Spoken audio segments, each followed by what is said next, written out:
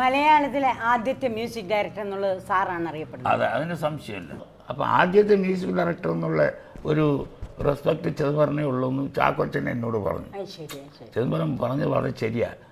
എനിക്കത് ആദ്യം തോന്നിയില്ല, കോശി ഇതെന്താ പറയണതെന്ന് പറഞ്ഞു. വളരെ ശരിയാണ് എന്ന് പറഞ്ഞു. എന്നിട്ടാണ് രാജമല്ലി ആദ്യത്തെ പടം. കാരണം ഞാൻ രാജമല്ലി അന്ന് ചെയ്യാൻ പോയ കാലത്ത് സോമന പരമേശ്വരനായ രാഘവ മാസ്റ്റർ ഇവരൊന്നും എൻ്റെ ലൈഫിൽ മറക്കാൻ കഴിയില്ല. രാഘവ മാസ്റ്റർ ചെയ്യേണ്ട പടങ്ങളെല്ലാം എനിക്ക് തന്നു. മുറപ്പണിലെ കരയുന്ന പുഴപ്പാട്ട് ഇന്നും ജീവിച്ചിരിക്കുന്നുണ്ട് ഇല്ലേ. അപ്പോൾ രാഘവ മാസ്റ്റർ വന്ന് ചിദംബരം നന്നായിട്ട് ചെയ്യും, അയാൾക്ക് ഒരു ഹെൽപ്പ് കൊടുക്കണം. RS പ്രഭു, പിന്നെ MD വാസുദേവൻ നായർ, ഇവരെല്ലാം ഞാൻ മറക്കാൻ കഴിയില്ല. കാരണം സ്റ്റോറി ഡിസ്കസ് ചെയ്യുമ്പോൾ ചിദംബരം വേണം, തീർച്ചയായിട്ടും വേണം. ഞാൻ ഭാഷയാണ് എല്ലാവരും RS പ്രഭുയുടെ ചന്ദ്രധര പ്രൊഡക്ഷൻ ഡിസ്കസ് ചെയ്യുക. അങ്ങനെയൊക്കെ ഒരു ഫാമിലി ആയിട്ട് കഴിഞ്ഞു. ഏത് പടമായാലും ശരി, വിൻസെൻ്റ് അണ്ണൻ കൂടെ ഉണ്ടാവും, ക്യാമറ ഡയറക്ടർ വിൻസെൻ്റ് അണ്ണൻ, സൗന്ദര്യാജൻ ഇവരൊക്കെ ഉണ്ടാവും. ഇവർക്ക് ഡിസ്കസ് ചെയ്ത് അതിന് മ്യൂസിക് എങ്ങനെ വേണം, എങ്ങനെ ഇരിക്കണം എന്നുള്ളതെല്ലാം ഡിസ്കസ് ചെയ്തിട്ട് അങ്ങനെയൊക്കെ. നല്ലൊരു പാട്ട് എനിക്ക് ഓർമ്മയുണ്ടായിരുന്നു. കാർത്തിക വിളക്ക് കണ്ടു പോരുമ്പോൾ എന്നെ കാമദേവൻ കൺമുനയാൽ എയ്തല്ലോ. കാർത്തിക വിളക്ക് കണ്ടു പോരുമ്പോൾ എന്നെ കാമദേവൻ കൺമുനയാൽ എയ്തല്ലോ.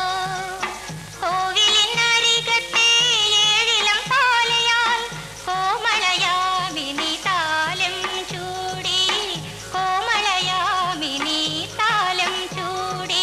കാർത്തിക വിളക്ക് കണ്ടു പോരുമ്പോൾ എന്നെ കാമദേവൻ കൺമുനയാൽ എയ്തല്ലോ. നല്ല പാട്ടുകളാണ്.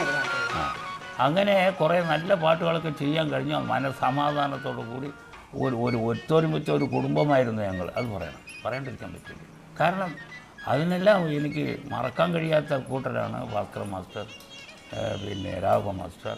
ഇവരെല്ലാം എൻ്റെ കൂടെ ജനിച്ചിട്ടില്ല എന്നല്ലാണ്ട് എന്നോട് അത്ര അഭിമാനമുള്ളവരാണ്. എൻ്റെ ഒരു നല്ല വളർച്ചയെ കാണാൻ വേണ്ടി സന്തോഷമായിട്ട് കാണുന്നവരാണ് ഇന്നും. അപ്പോൾ അതുപോലെ നമ്മൾ ചെയ്യുന്ന സംഗീതം നന്നായിട്ട് ചെയ്യണം, ദൈവത്തെ വിചാരിച്ച് ചെയ്യണം, പിന്നെ അധപതിച്ചിട്ടില്ല. വെള്ളി നക്ഷത്രത്തിന് ശേഷമാണ് തിക്കുറിച്ച് സുകുമാരൻ നായർ അഭിനയിച്ച സ്ത്രീ. അത് കടുകട്ടി സാംസ്കൃതാണ്. ഞാൻ പറഞ്ഞു, അണ്ണാ ഇത് എല്ലാവരും പാടണ്ടേ, അവന്മാരൊക്കെ സംസ്കൃതം പഠിക്കട്ടടി, അനിയ നീ ട്യൂൺ ചെയ്യുന്നെല്ലാം കൊണ്ട്. ക്ഷണഭങ്കുര പാട്ടിൻ്റെ ആരംഭം തന്നെ. പിന്നെ പഞ്ചസാര അഞ്ചസാസ അങ്ങനെയെല്ലാം വരും. ഞാൻ പറഞ്ഞു, അണ്ണാ ഇത് കഷ്ടമാണല്ലോ, ഒരു പാട്ടെങ്കിലും പച്ച മലയാളത്തിൽ വേണ്ടേ.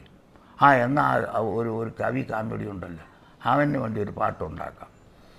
കവിയായി കഴിയുവാൻ മേല, വയറെരിയുന്ന വേണ്ടാത്ത വേല, കടുങ്കാപ്പി ചുടുചീനി മുറിപീടി കൂടി കടം വാങ്ങാൻ കടക്കാരോട് ഇരവും പകലും അടിപിടി എന്നൊരു പാട്ട് എഴുതി.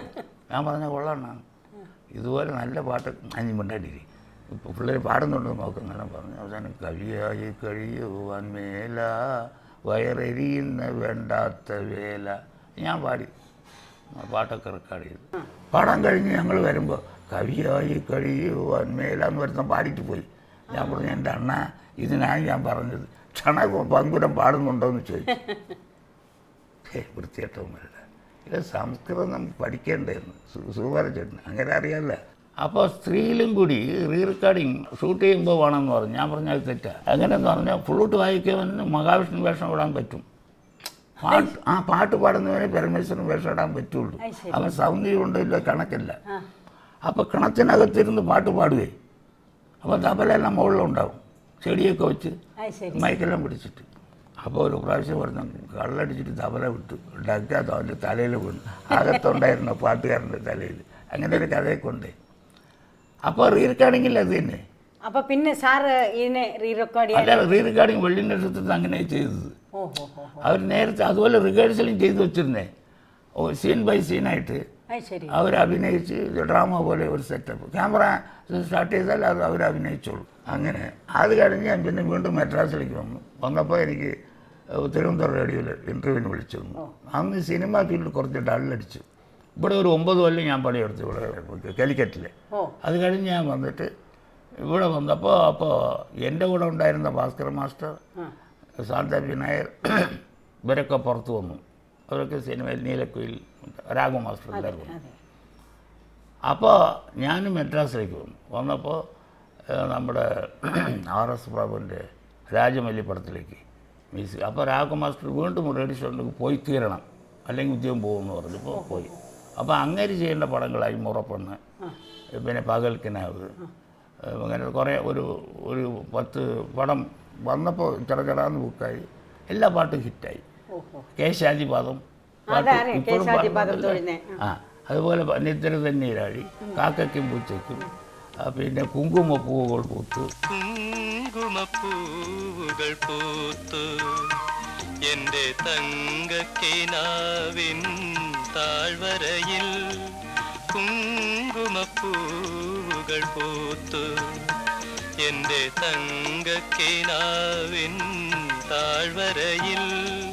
കുങ്കുമപ്പൂവുകൾ പൂത്തു.